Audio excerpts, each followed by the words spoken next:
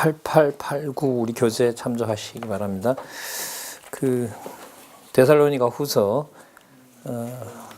거룩한 생활의 실제 부분 살펴보도록 하겠습니다. 믿음의 사역과 사랑의 수고, 그 다음 소망의 인내를 통하여 하나님의 백성, 거룩한 백성임을 어려운 환경과 그 힘든 상황에서 창세전 그리스도의 택한 백성들이 재림을 통하여 받게 될 징표가 지금 있는 환난이다. 자, 그것을 이제 더 분명하게 밝혀주시는 내용인데요. 자, 1장에 먼저 보시면, 여러분 거기도 보면 레위기 1장에서부터 27장이 구약 근거로 되어 있네요. 8889. 자, 여기 근거 얘기 나온다 거니까요. 한마디 말씀드릴게요. 자, 이게 볼게요. 자, 이게 전부 이 동그라미를 뭐로 보면 되냐면 근거로 보시면 됩니다. 그럼 제가 한번 볼게요. 자, 이 예수님께서 성령 강림을 언약하셨죠. 그리고 예수님 계실 때 성령께서 강림하셔서 교회를 세우실 것을 언약하신 대로 교회가 세워지는 거죠. 이 근거로 보면 이 내용으로 보면 교회로 성취되는 것이 바로 예수님께서 뭘 하셨기 때문에 언약하셨기 때문에. 그럼 이렇게 볼게요. 언약하신 대로 성취가 되는 것은 뭐와 연관이 되느냐 하면 예수께서 약속하신 대로 재림이 약속되어 있기 때문에 그렇습니다. 재림을 향하여 이방교회가 지금 서고 있고, 재림될 때는 이방교회가 끝나고 유대교회가 돌아가는 이 영적인 언약이 성취되게 되는 거죠. 그럼 이 영적인 언약은 뭐에 근거를 두느냐? 요로 갑니다. 아브라함부터 예수님 오실 때까지 육적으로 자손 땅 통치 언약을 보여주신 것이 있습니다. 근데 이건 육적이고 모형인 거죠. 누가 오실 것에 대한, 그 예수께서 오셔서 생육하고 번성하고 천국을 이루시면서 교회로 성취하실 것에 대한, 그러면 요 그림의 근거는 요게 되고요. 요 영적 언약의 성취의 근거는 아브라함부터 이스라엘 역사가 되고요.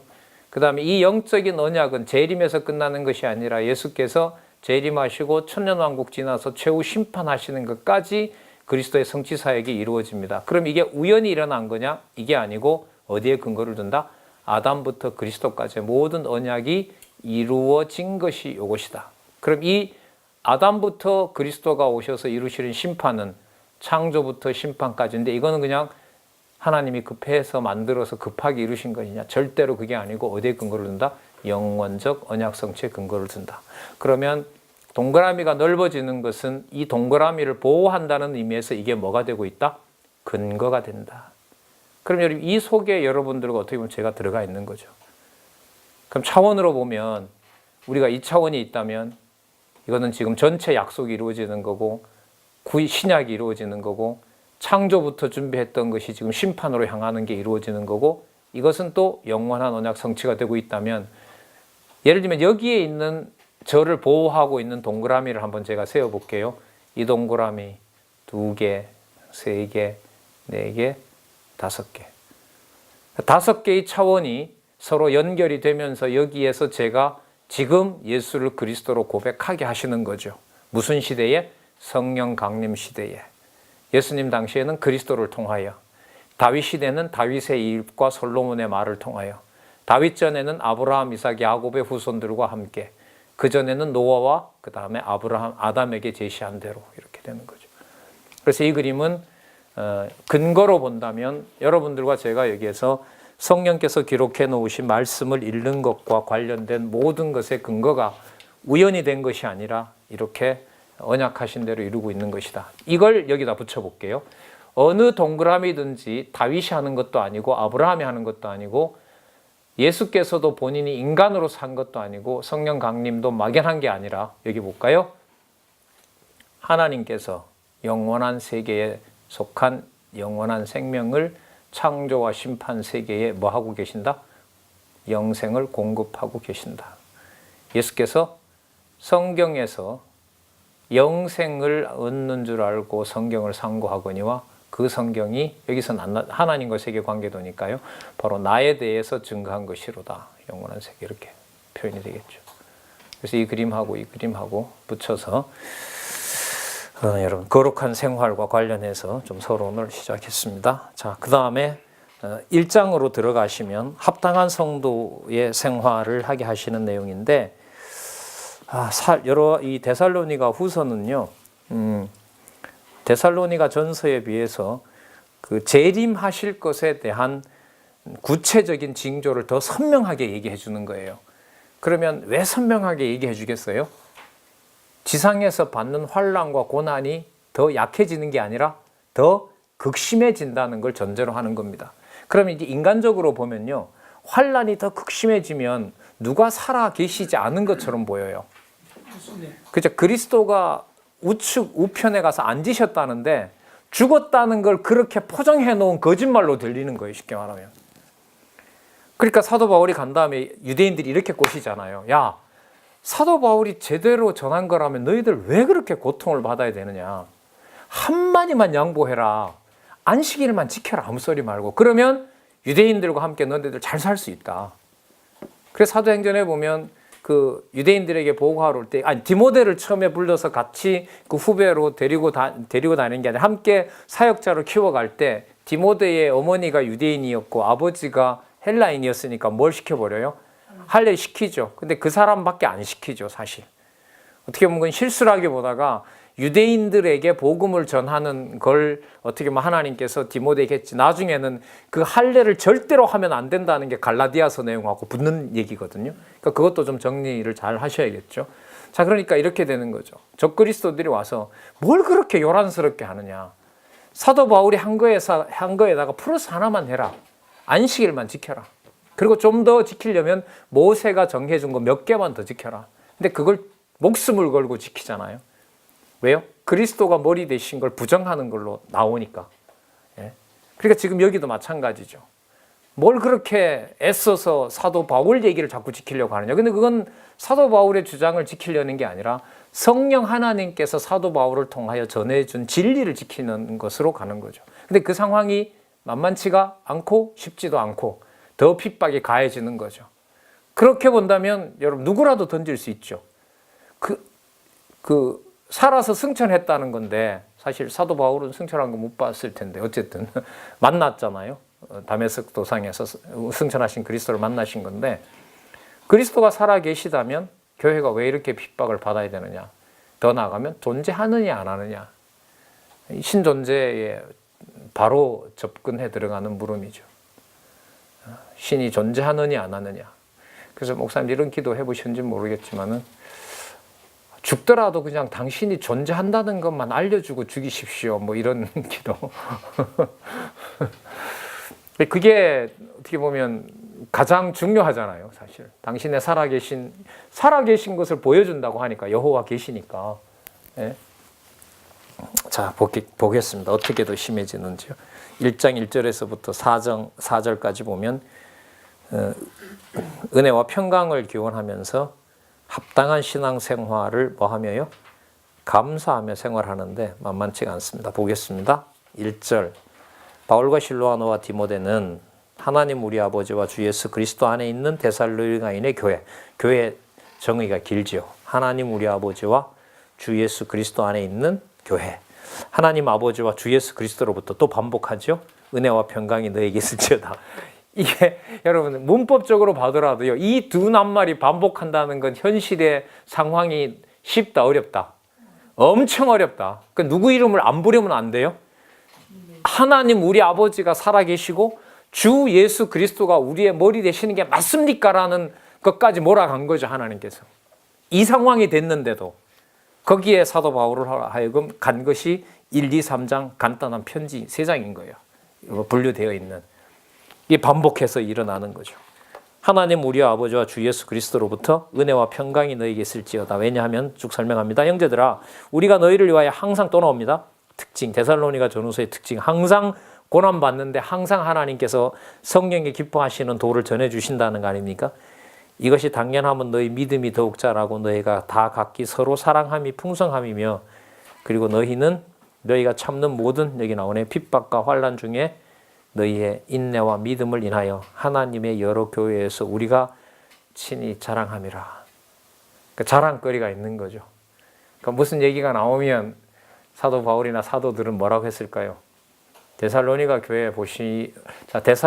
교회를 보시는 것처럼 이런 예가 많았을 것 같아요. 저 인내와 환난 속에서도 믿음 끝내지 않았지 않습니까? 이렇게요. 자, 근데 자, 여기 한번 보세요. 이게 지금 이 맥락을 좀 잘 이어가야 되는데요. 핍박과 환난 중에서 인내와 믿음이 있다는 것이 무슨 증거인가 한번 보세요. 이거 그냥 단지 견디게 하는 거다 이게 아니고요. 5절에 보시면 이는 하나님의 공의로운 뭐라 그래요? 여러분, 택한 백성이 속한 교회가 환난을 당하는데 하나님께서 심판하신 것이 그게 공의로운 거 맞아요? 그러니까 누가 살고 누가 죽어야 공의로워요. 우리 기준에서 보면. 사도 바울의 말씀을 들은 자가 잘 되고 그렇지 않는 자들이 뭐 해야 돼요? 벌을 받아야죠. 근데 지금 뭐라고 얘기를 하고 있냐면 이는 하나님의 공의로운 심판의 증거라는 말이에요. 이게 말이 안 돼요, 이게. 인간적으로 보면. 근데 뭘 가지고 오면요? 창세전에 정해놓았던 확신과 앞으로 뭐가 온다? 재림하시고 심판하실 것에 대한 것을 넣어버리면 잘 보세요. 지금 그렇게 악한 짓을 한 자가 분명해야 나중에 뭐가 분명해져요? 심판당할 자가 뭔가 분명해지는 거죠. 그럼 지금 그러면 뭘 드러내는 거죠? 사단을 통해서 멸망받을 자가 누구인지를 뭐 하는 거예요? 드러내는 거죠. 근데 그것만 드러내면 좋은데 그게 악한 짓을 해야 뭐가 드러나게 돼요? 하나님이 세우신 선하고 의로운 백성이 누군가가 드러나는 거예요. 그럼 핍박이 다가온다는 것 자체가 악한 자를 드러내서 반드시 심판하실 것에 대한 무슨 표가 맞아요? 공의로운 심판의 표가 맞는 거죠. 자, 저는 이렇게 정리했어요. 그 다음부터 이제 괴로운 거죠. 야, 뭘 도대체 이런 구조냐 이게. 도대체 이걸 어떻게 받아들여야 돼요?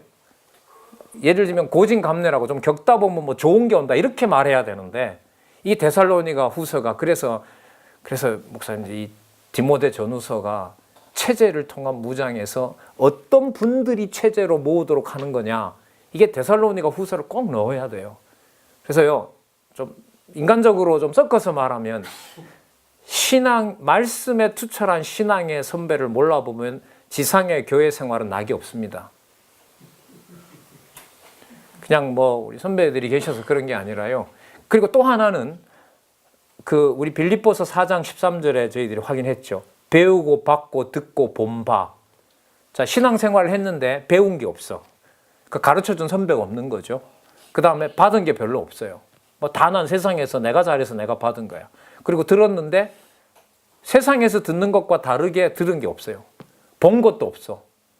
신앙생활이 저런 건가? 이 엄청나게 불행한 후배들이죠. 인간적으로 보면. 그러면 사도 바울에게 옥중에다 넣고 빌립보서를 쓰게 했을 때 거기서 보여준 건 뭐냐면 사도 바울이 옥에 있으나 갇혀 있으나 말하는 것이나 행동한 것이나 그 모든 것을 누가요? 말도 성령께서 하신다고 전했고 성령께서 어떻게 하시는지를 사도 바울에게 보여준 거죠. 그렇게 시작한 이제 옥승서신이 이제 마지막이 데살로니가 후서에 오면 뒤집어 놔버리죠. 뭐가요? 그렇게 신앙의 본을 보고 자란 하나님의 백성들 혹은 미리 선배로 세운 자들이 더 환난과 핍박 속에서 자라게 하는 것이 그것이 하나님 살아계신 것이 아니라 하나님이 뭐 하실 것에 대한 증거다. 심판하실 것에 대한 증거로 믿는 분들이 바로 모여서 이루어지는 게 교회 체제입니다. 이런 면에서 세워진 신앙의 선배들을 모른다라는 말은 아까 하나님을 뭐 하는 거라 그랬죠? 대적하고 부정하는 얘기가 되는 거죠. 근데 이 바탕이 지금 사실 이 편지를 받는 수신이 지금은 여러 교회지만 뭐 디모데가 개인적으로 받는 경우도 있고 편지 수신자가 요한 1, 2, 3서 가면 극히 개인적인 어떤 부녀에게 보내는 거죠. 그게 어떻게 보면 무슨 단위냐면요. 편지를 받는 교회의 당사자가 가정교회입니다. 골로새서에 보면 뭐라 그러죠? 빌레몬 너 집에 있는 교회가. 우리 그런 감이 전혀 없었던 거죠. 한국 교회는. 가정을 가정으로서 보지 가정을 교회 단위로 글쎄요. 초대교회는 아니 우리 초기에는 있었어요. 왜? 가정 예배라는 게 우리 초기에는 있었거든요. 근데 어느 70년 80년 번영신약 오순절이 들어오면서 그냥 새벽부터 불러내가지고 기도하라고 하고 말이죠. 교회에다가 아침 새벽 제단 드려야 된다고 해서 말도 안 되는 거짓말을 한 거죠. 지금 이 무렵에 여러분들과 저는 말씀을 받고 있고 이미 조금 저희들 세례를 나면 키운 자녀가 있고 또 이 상황에서 어떻게 보면 부모 노릇이라 신앙의 어떤 약간 선배로서 부모 노릇을 두고 여러분들도 고민하시고 저도 고민하고 있는 거죠. 자, 한번 더 보도록 할게요.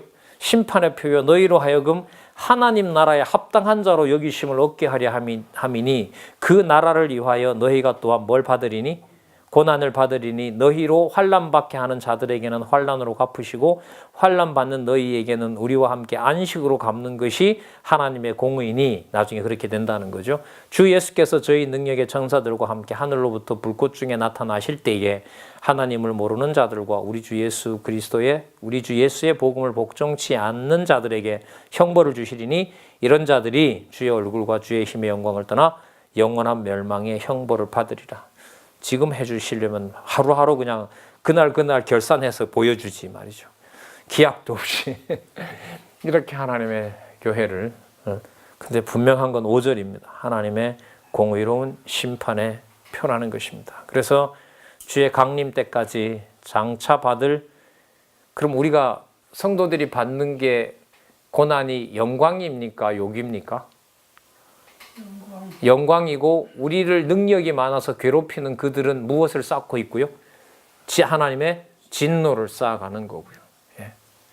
그러니까 그걸 깡다구로 억지로 막 깡으로 버티라는 게 아니죠. 믿음을 주시옵소서 이 기도를 안 하잖아요. 우리가 성경신학에서는 깨닫고 믿어지게 하시는 하나님을 진짜 속이 타도록 깊이 생각하면서 이제 말씀 앞으로 점점 나올 수밖에 없고 안 부를 수가 없어요. 하나님 우리 아버지가 맞습니까? 주 예수 그리스도가 살아계신 게 맞습니까? 그 존재로 다가온 거죠. 그분 살아있는 게 확인되면 내는 맞을만 하지 않습니까? 논리적으로. 그런 마음까지 주시면요. 자, 계속됩니다. 그날의 10절 강림하사 그의 성도들에게 영광을 얻으시고 모든 믿는 자에게 기히 여김을 얻으시리라. 재밌죠? 우리가 다 죽고 끝난 줄 알았는데 뭐예요? 만왕의 왕으로 오신다는 거 아니에요? 놀라운 거죠, 사실. 그래서 여러분 거기 계시록 있죠. 계시록에 요한이 그 모든 세력을 다 잠재운 왕이 어떤 모습인가 너무너무 궁금하잖아요. 그래서 성전문이 확 열렸어요. 막 번쩍번쩍하는 마징가제트 태권부이 같은 분이 앉아있는 게 아니고 뭐가 있었어요? 어린 양. 왕의 이미지가 전혀 없고 금방 제물될 것을 기다리는 어린 양을 17장 14절에 가면 뭐라 그러죠? 만왕의 왕, 만주의 주, 그와 더불어 성도들이 이김을 얻으리라. 안 맞죠 이게. 그럼 이걸 거기에다 넣어버리면 최종적 승리의 모습이 교회 성도들이 뭘 당하는 게, 환난을 당하는 것이 저주의 표가 아니라 무슨 표가 돼요? 영광의 표. 근데 목사님 우리 현실로 돌아와서 우리가 배웠고 우리에게 강론을 들었던 한국교회 성도들이 너무 멀어져 있잖아요. 전혀 상관없는 신앙생활을 하고 있고 현실 목회라는 게 어쨌든 또 여러 가지가 엮여 있다 보니까 아까 우리 목사님 얘기하신 것처럼 어느 시점에 어떤 타이밍에 적절하게 바꿔야 되는지도 인간적인 고민도 생기고 우리 여기 또 멀리서 목사님도 돌아가셔서 또 이게 도대체 하나님 지혜를 주셔서 언제 어떻게 들어가서 어떻게 전환을 시켜야지 성경으로 돌아올 수 있게 하느냐 뭐 이런 인간적인 고민이 있죠. 사실 뭐 인간적인 거죠. 그야말로 뭐 진리가 진리대로 전해지는데 하나님께서 어떻게 하실지 우리가 다 책임지는 건 아니잖아요. 모세도 책임 못 질 텐데 저희들 책임질 필요는 없어요. 모세는 몰아놓으니까 누가 제가 뭐 간다고 했습니까? 당신이 보냈으니까 당신이 알아서 하십시오라고 하니까 그래 내가 지금부터 하겠다는 거죠. 그럼 다운되고 넘어지고 끝까지 가도 결국은 뭐냐 하면 살아계신 여호와께서 창세전에 하나님의 교회였기 때문에 또 하나님의 교회로 보호하실 거기 때문에 당신의 존재가 살아있다는 것이 내 영혼에 탁 스쳐만 가도 그걸로 지상에서 받을 복은 어쩌면 다 받는 거죠. 탁 스쳐가는데 그 고리마저 없다면 이제 끝나는 거죠. 끝나는 거고 진짜 뭐 그래서 이 사도 서신서가요 논리적으로 연결시키는 거 이것도 보통 일은 아니에요. 이건 진짜 어디 당장 외국에 가서 그냥 연결성 시켜서 정리해서만 내도 이거 박사학위 그냥 줘요. 웬만한 대학은. 이런 게 없었으니까. 다 지금 외국은 다 무너뜨리고 다 끊어놨기 때문에 지금 오늘 말씀드린 데살로니가 전후서를 왜 반드시 에베소서부터 읽어야 되느냐라는 걸 멋지게만 정리해내도 이건 틀림없이 나와요. 이건 해주고도 남아요. 근데 우리 고민은 이게 아니거든요, 사실. 그 속에 들어가 있는 내용으로 들어가서 성령께서 확인해 주신 구약의 언약한 3대 언약 그림자가 어떻게 실체인 그리스도의 언약대로 성령께서 이루시냐라는 본문으로 들어가서 보면 한 구절도 내 마음대로 편하게 못 넘어간다는 거예요. 그래서 가지고 있는 걸 자랑 못하죠. 제가 목사님들보다 많이 했기 때문에 제가 이해가 잘 된다. 이건 아니에요. 이건 뻥이에요. 절대로 그렇지 않습니다. 아까 우리 목사님이 식사하시면서 모든 게 다 해가지고 막 이게 다 돼서 오늘 여기까지 하겠습니다. 그래서 진짜 목사님 정직하시네. 저는 몇 번 정리가 안 됐는데도 끝까지 한 20분 버틴 적이 많거든요. 중언분건 하다시피 해서. 반복하고 알죠. 강론하는 사람이 어느 정도 감이 있거든요. 이게 지금 꼬였는지 그냥 시간 때우려고 하는 건지 안단 말이죠. 지금은 시간 때우려는 건 아니에요. 설명이 좀 길어졌어요. 죄송해요. 자, 보겠습니다. 자, 11절. 이러므로 우리도 항상 너희를 위하여 기도하면 이게 그죠? 고난 받으면서 견디게 해달라는 거예요. 사실 기도는. 우리 하나님이 너희를 그 부르심에 합당한 자로. 이거 빌립보서 제목이었죠. 합당한 자는 쉽게 말하면요. 모든 것이 끝나고 죽더라도 당신 살아계신 거 확인만 하면 된다. 이게 합당한 거예요. 합당한 게 이렇게 생각하시면 안 됩니다. 우리 머리에 이해되는 합리적인 것하고 전혀 상관없어요. 그러니까 부당하다고 보이는 것이 그게 하나님의 무슨 표다? 공의의 표다라고 생각하는 게 합당한 겁니다. 그러니까 우리 눈으로 볼 때는 데살로니가 교회의 상황은 뭐예요? 부당해도 너무 부당한 거죠. 그렇게 당해야 될 이유가 없는 거죠. 그래서 요배 친구들이 그거잖아요. 너가 뭔가 숨기니까 하나님이 때리지. 하나님의 사랑, 공의의 하나님이 너를 때릴 리가 없다. 빨리 숨기는 게 뭔지 고백해야 하나님이 싸매주신다. 그거 아니에요? 욥의 변명은 글쎄 내일 맞아 죽더라도 내가 할 말은 해야겠는데 야 그러면 나는 내가 잘못해서 받고 있고 너네들은 잘나서 그러면 이렇게 온전하냐. 말이 되냐 그게. 아니다. 하나님은 의인을 시궁창에 던질 수도 있고 사단에게 맡길 수 있는 분이다. 그러니까 신관의 전쟁 아니에요 사실. 그 욥기에서 나타난 내용들을 보면. 자, 그럼 뭐가 공의롭고 뭐가 합당하냐 뭐가 부당하냐 완전히 진짜 180도로 뒤집어 놓는 거죠. 그래서 여러분 교회가 우리 눈에 합당하지 않게 보여도 합당하지 않다고 말을 할 수가 없는 거예요. 어떻게 보면 하나님 계시의 마지막 작품이 뭐예요? 성령을 통한 교회거든요. 그래서 저는 요한복음에 그 말이 진짜 막 어떻게 보면 꽂혀 있어요. 그리스도는 부정해도 그리스도가 약속한 최종적인 계시를 마무리할 누구의 성령의 메시지를 부정하면 뭐 해줄 방법이 없다고요? 사해줄 방법이 없다고 그리스도가 약속하신 거예요. 그리스도의 그럼 사역이 아니 성령의 사역이 뭐였죠? 계시 기록 완성. 구약은 기록하는데 1000년 걸렸는데요. 신약은 35년밖에 안 걸렸어요. 엄청나게 빠르게 마무리하신 거예요, 하나님께서. 왜요? 유대인만 보면 안 되니까. 헬라어로 바꿔가지고 그냥 세계에다 그냥 막 뿌려놓은 거죠.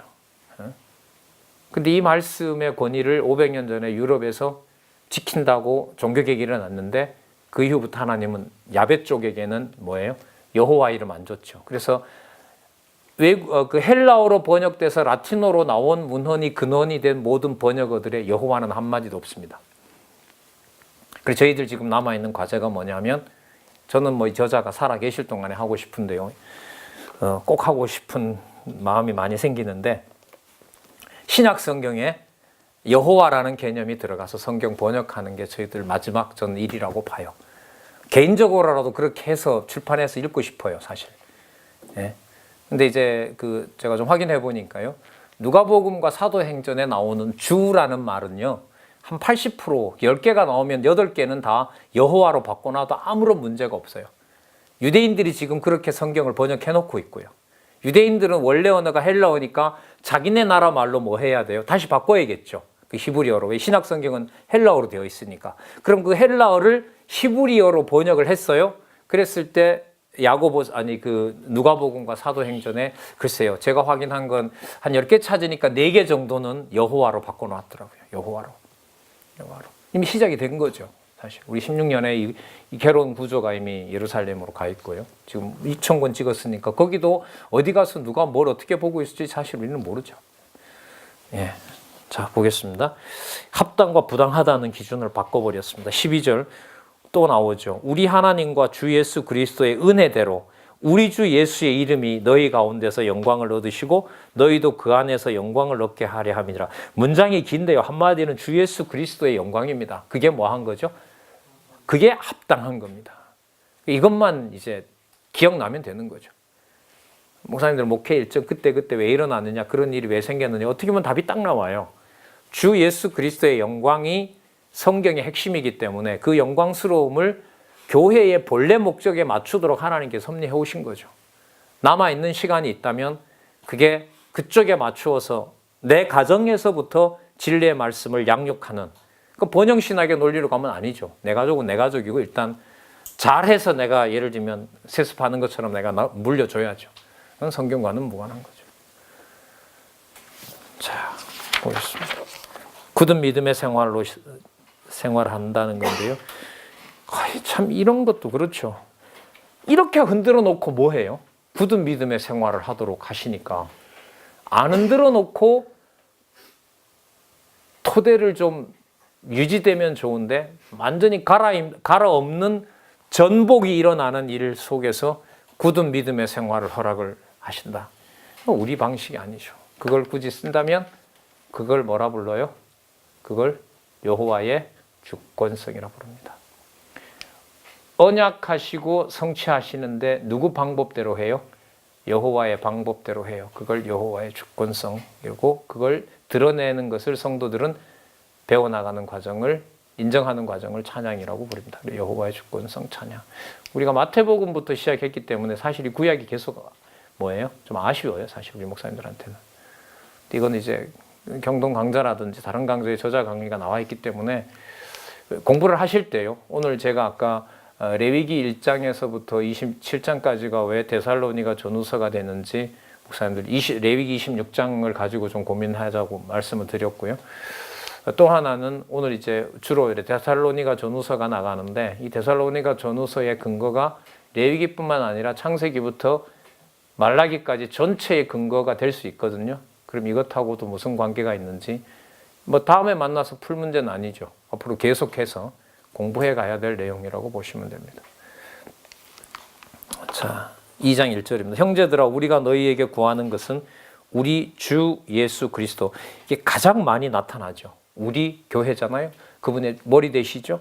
바로 그분이 누구죠? 예수 그리스도시죠. 앞으로 뭐가 약속되어 있습니까? 강림이 약속되어 있죠. 우리 주 예수 그리스도의 강림하심과 우리가 그 앞에 모임에 관하여 나중에 교회로 다 회복시키잖아요. 혹 영으로나 말로나 우리에게 받았다 하는 편지로나 주의 날이 이르렀다고 시동심하거나 두려워하지 아니할 그것이라. 날짜 계산하면 저 그리스도입니다. 그거는. 자, 누가 아무렇게 하여도 어떤 말로 하여도 너희가 미혹하지 말라.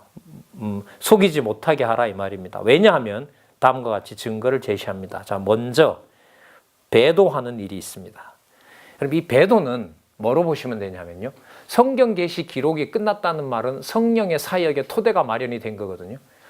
그러니까 그리스도는 오셔서 뭐 하시는 거죠? 가르쳐 놓으시고 죽으시고 부활하시는 것으로 그리스도의 사역은 끝났습니다.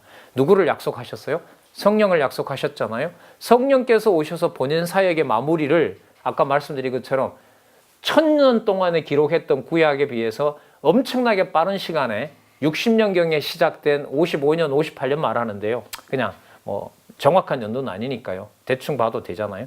60년에서부터 계시록 95년입니다. 35년 안에 신약 성경 마무리해버렸어요.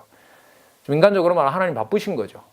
성령께서 마무리하고 그 다음부터는 이걸 전 세계에 확산하는 걸로 해서 이제까지 기독교 교회사가 있었고, 참 엄청난 사건은 로마의 기독교가 국교가 되면서 하나님은 성경 계시 기록의 문을 잠궈버렸습니다. 1000년. 그래서 지금부터 500년 전에 1517년에 독일에서부터 열어서 갔지만 1세기도 안 돼서 성경은 하나님의 문서로 끝이 났습니다. 미국이 그 상징을 보여주고 있는데, 미국의 동부에 있는 아이비리그가 청교도가 세웠는데 전부 1세기가 지나기 전에 전부 다 뭐 나중에 그 프린스턴이 조금 끝까지 버텼죠. 우리나라 일제시대 때까지. 그때까지 버틴 걸로 놔두고 모든 대학들이 1세기도 안 돼서 전부 성경은 하나님의 말씀이 아니다. 가짜다. 왜? 우리가 이 똑똑한 머리로 이성적으로 판단을 해보니까. 그러니까 유럽에서는 빼앗아가 버린 거죠. 그럼 그 사이에 여러분들 여기 먼저 배도하는 일이라는 말은 뭐와 연관이 되느냐? 제가 볼 때는 이 편지 마지막에 권하는 말로 봤을 때는 성경 공부를 할 수 있도록 성령께서 인도하지 않는 거, 그게 바로 뭐로 가게 되는 거죠? 진리를 뭐하는? 배도, 그러니까 도를 뭐하는? 배반하는 일과 연관이 되죠.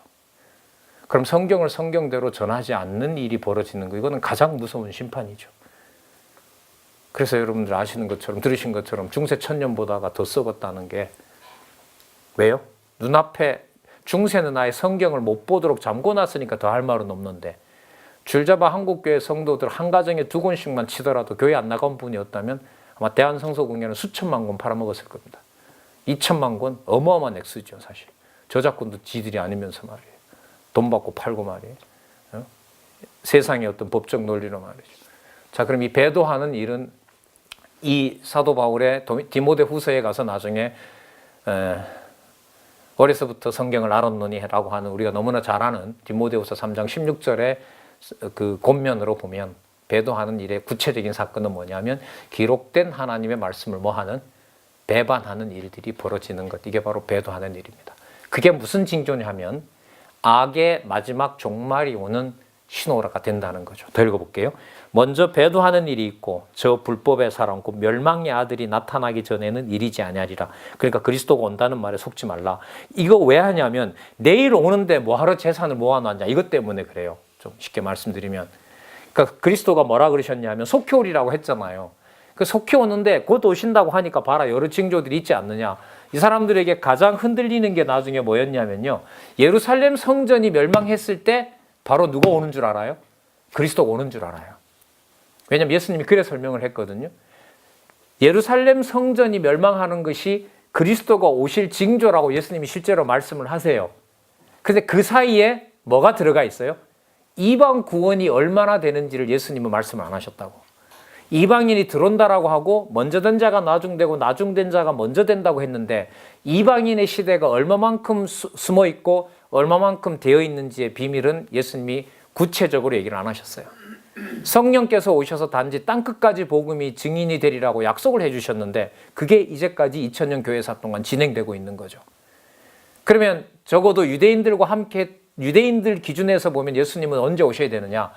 가짜 유대 예루살렘이 망했기 때문에 바로 누가 와야 돼요? 예수님이 오셔야 돼요. 근데 실제로 보면요, 예수님이 승천하시고 예루살렘 성전이 망하고 난 다음에 이방인을 빼버리면 바로 무슨 시간이에요? 잘 보세요. 예수님이 가시고 성령 시간을 빼버리면 바로 예수님이 뭐 한 게 되죠?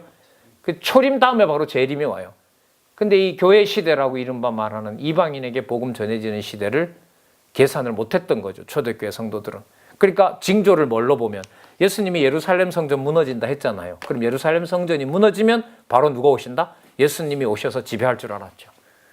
그럼 성경을 사서로이 풀게 되면 거기에 넘어갈 사람이 안 넘어갈 수가 없는 거예요.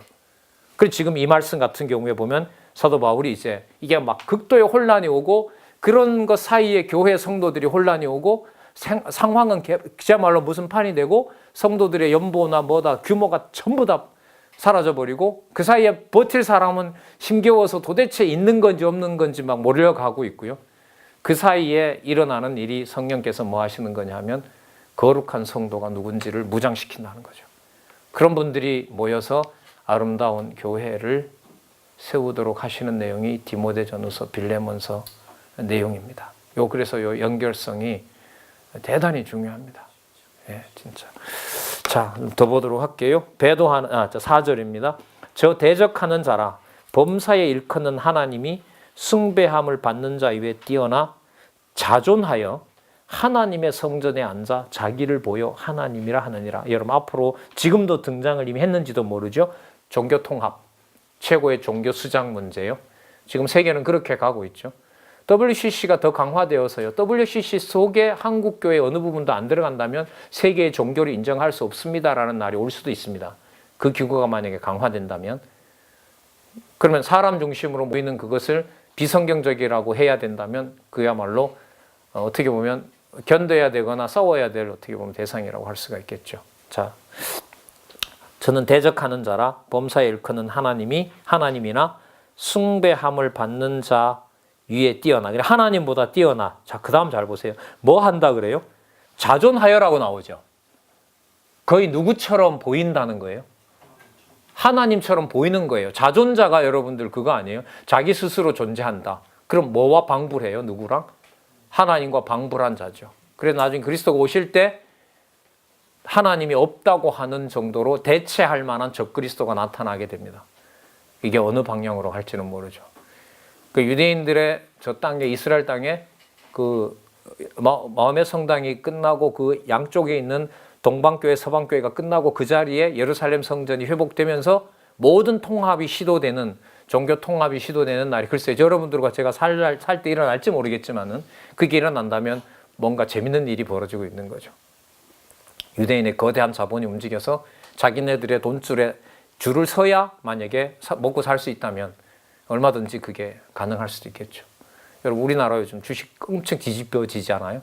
뭐 누구나 다 알잖아요. 유럽의 유대인 자본의 큰 손이 움직여 버리니까 금리가 올랐다 내렸다 하니까 그냥 수억 단위가, 조 단위가 하루아침에 휘청휘청 하는 거니까요. 어쨌든 인간적으로 보면요. 그 역사 속에 이제 여러 나라들의 흥망성쇠가 있는 거죠. 자, 볼게요. 자존하여 어디에 앉아? 하나님의 성전에 앉아. 이 저자는 그리스도의 몸된 교회죠. 그러니까 교회 위에 지배자가 이제 서면서 자기가 누구다? 하나님이라고 할 때. 근데 아직 이런 자 안 왔잖아요. 그러니까 지금 종말론이 틀린 거죠. 몇 날 며칠 계산했다가 다 이제 틀리게 된 거고요. 자, 그 다음 2장 5절부터 내가 너희와 함께 있을 때 이 일을 너희에게 말한 것을 기억하지 못하느냐. 그게 사도 바울이 가르친 거예요. 있을 때. 이미 다 가르쳐준 내용인데 이제 상황이 너무 어려우니까 질문이 생기는 거죠. 이래도 오시는 거 맞습니까? 이래도 살아계신 거 맞습니까? 안 쓸 수가 없죠. 저는 이렇게 합니다. 저는 자기 때에 나타나게 하려 하여 막는 것을 지금도 너희가 아나니 불법의 비밀이 이미 활동하였으나 지금 막는 자가 있어 그 중에서 옮길 때까지 하리라. 여러분들 뭐냐 하면 예수님이 승천하시고 하나님의 복음을 막는 세력이 누구였죠? 유대인이었죠. 그래서 요한계시록에 가면 적그리스도가 무슨 회라고 불러요? 유대인의 회라고 부르죠. 근데 잘 보세요. 유대인의 회가 언제까지 지속됩니까? AD 70년에 유대가 멸망하면서 유대인의 지도자들은 세계에서 영향력을 잃어요. 무슨 시대가 도래했죠? 무슨 시대가 도래했어요? 이방인의 시대가 도래했죠. 그러면 남아있는 멸망의 자식은, 불법의 아들은 어느 시대에서? 교회 시대가 마감되면서 마지막 그리스도 재림 전에 나타날 아들인 거죠. 예를 들면 요한계시록에 가면 7번째의 이 대를 이어서 나타나는 8번째, 7번째지만 7번이 잠시 쉬었다가 8번째 나타나는 바벨론의 괴수, 무너졌다 바벨론의, 그것과 연관이 되는 거죠. 그 배도의 아들이 나타나서 자기가 누구라는 걸 거의 확증할 때, 내가 하나님이라는 걸 확증할 때 누가 오세요? 그리스도가 오시는 거죠. 근데 이런 걸로 봐서 우리 시대는 아니죠. 우리는 어디까지나 지금도 보면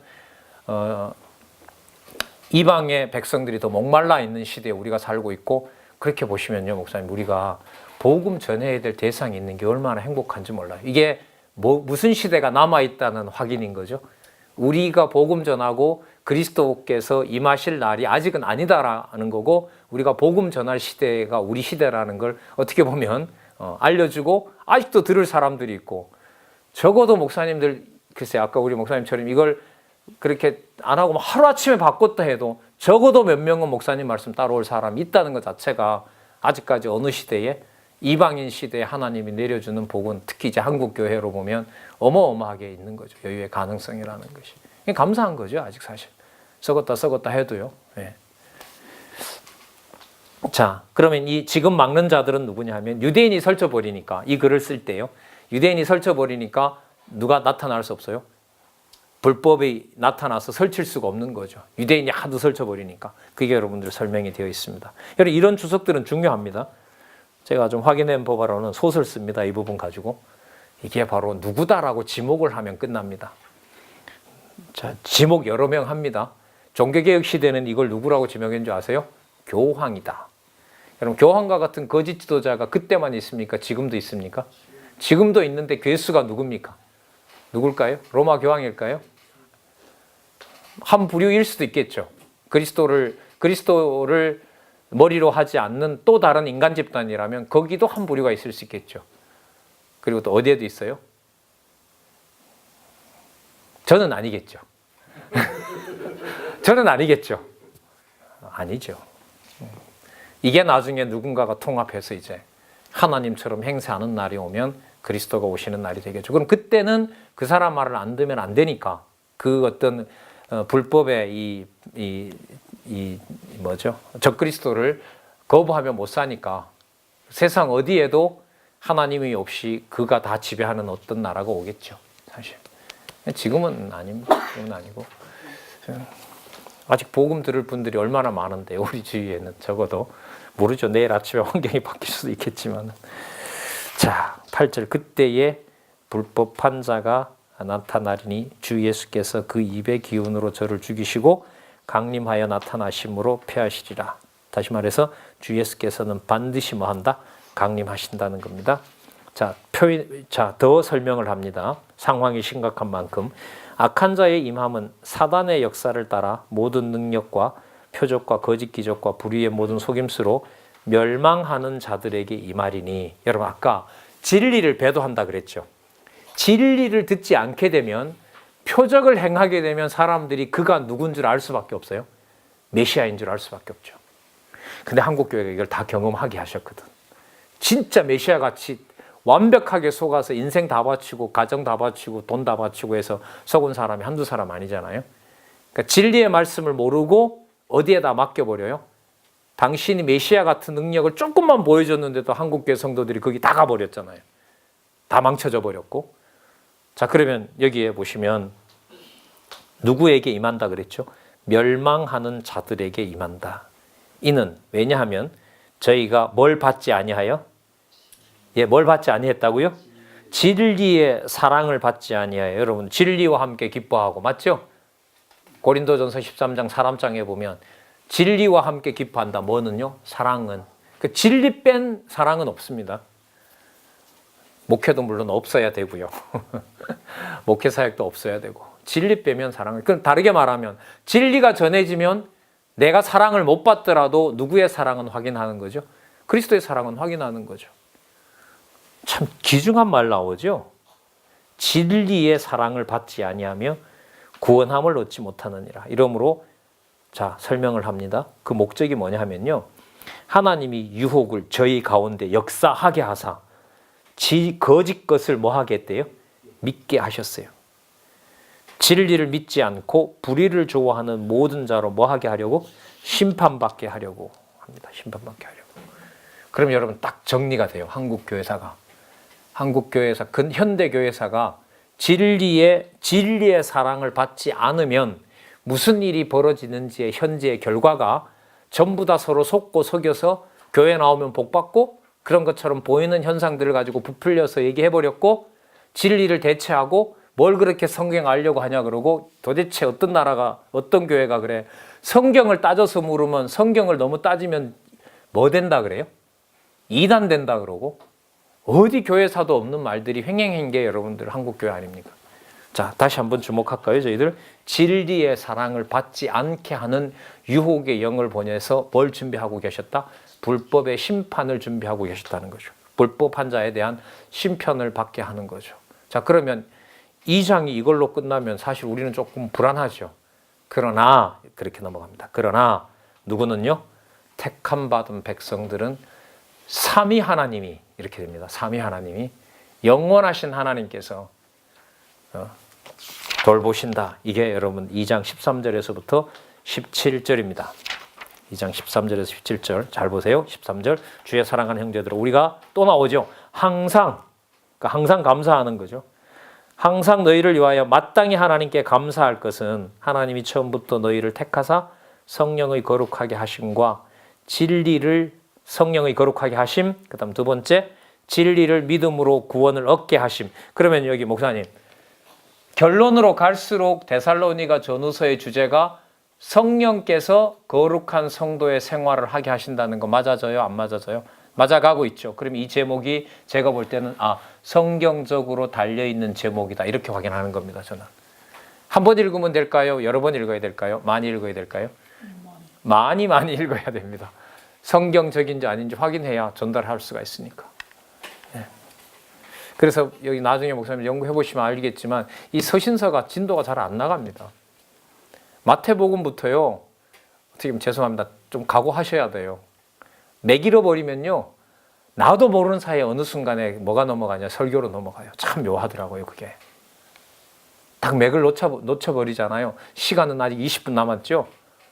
말은 언약과 성취인데요. 막 희한하게 돌아가요. 그래서 여러분들 열심히 공부하세요. 이러시면 안 됩니다. 왜 안 하십니까? 이게 다 설교 아니에요? 성령의 거룩하게 하심과 진리를 믿음으로 구원을 얻게 하심이니 이를 위하여 우리 복음으로 너희를 부르사 주 예수 그리스도의 영광을 얻게 하려 하심이니 계속 수동태로 가죠. 사역 수동태로 갑니다. 누가 하신다? 성령께서 하신다. 그럼 지금 준 고난도 누가 주신 것이다? 그리스도가 죽은 것이다. 왜 악한 자들이 더 흥하게 되느냐? 그들이 심판을 받을 것을 분명하게 해주기 위해서 그렇다. 그럼 계속 이렇게 당해야 됩니까? 당하게 되는 것이 아니라 바로 그게 주 예수 그리스도께서 성령의 기쁨의 도를 주려고 하는 것이다. 이걸 확증해 주죠. 여러분 이거 성경 아니면 어떻게 전해요? 할 수가 없죠. 15절 이러므로 형제들아 굳게 서서 여기 보세요. 말로나 우리 편지로 가르침을 받은 유전을 지켜라. 전통을 지켜라. 여러분 그러면 교회 절대 표지 뭐밖에 없을까요? 교회의 유일 절대 표지 말씀. 장로교는 이렇게 해놓고 딴짓하죠. 헌법 만들어갖고 통제하고 거짓말하고 세력 강화하고 예산 쓰고 인사권 발동하고 행정권 거머쥐고 있고 교회 분쟁 나면 반은 이기든 지든 무조건 목사들한테 돌아오도록 총회법 만들어 놓고 이게 사실 현재 상황 아닙니까? 자, 말로나 우리 편지로 가르침을 받은 유전을 지키라. 그러니까 제대로 말씀이 전해지는지 전해지지 않는지 확인하는 거 이거는 교회의 유일의 절대 표지입니다. 16절 또 나옵니다. 우리 주 예수 그리스도와 우리를 사랑하시고 영원한 위로와 좋은 소망을 은혜로 주시는 하나님 우리 아버지께. 여러분 수식어가 왜 이렇게 길까요? 여기 계신 분이라는 걸 강조하는 거예요. 여러분 사도 바울이 지금 쓰는 내용을 사도 바울이 씁니까? 성령께서 쓰게 하십니까? 성령께서 쓰게 하시죠. 강론집도 성령께서라고 주어를 달고 있고요. 그럼 지금 이 내용으로 보면 여기에 계신 성부, 성자, 성령 하나님, 성자 하나님에 대해서는 우리 주 예수 그리스도와 또 그 다음 보세요. 우리를 사랑하시고 영원한 위로와 좋은 소망을 은혜로 주시는 하나님 우리 아버지와 또 이 말씀으로부터 기록한 주체이신 성령의 능력으로 그래서 삼위 하나님의 모든 존재하심과 능력으로 너희 마음을 위로하시고 모든 선한 일과 말에 굳게 하시기를 원하노라. 자, 그리고 이제 그 다음 넘어가잖아요. 3장의 내용에 보면 뭐가 있냐면 그럼 이분들이 어떤 생활을 하게 하느냐? 어떤 생활을 하게 하냐 하면은요. 여러분 모아놓은 재산을 탈취해 가면 연보를 그러면 해야 될까요? 말아야 될까요? 모아놓으면 훔쳐가고 열을 모아놓으면 9개는 가져가 버리고 하나밖에 안 남아요. 늘. 그리고 계속해서 고아나 방랑자나 복음 전하다가 핍박을 받는 사람들이 한국에 와서 매일매일 데살로니가 교회에 몰아닥쳐요. 상황이 이렇기 때문에 여러분이 만약에 지도자 같으시면 그래도 우리 연보합시다라고 가결을 하시겠어요? 이런 상황은 연보하지 맙시다라고 하겠어요? 3장 내용은 성령께서 그 상황에서 연보하게 하세요. 그래서 일하기 싫은 자는 먹지도 말라라는 구절이 3장에 나와요. 3장에 가면 나와요. 그런 분들이 교회를 이루세요. 교회를 이루시는 내용이죠. 교회 체제를 통한 무장이 이루어져야.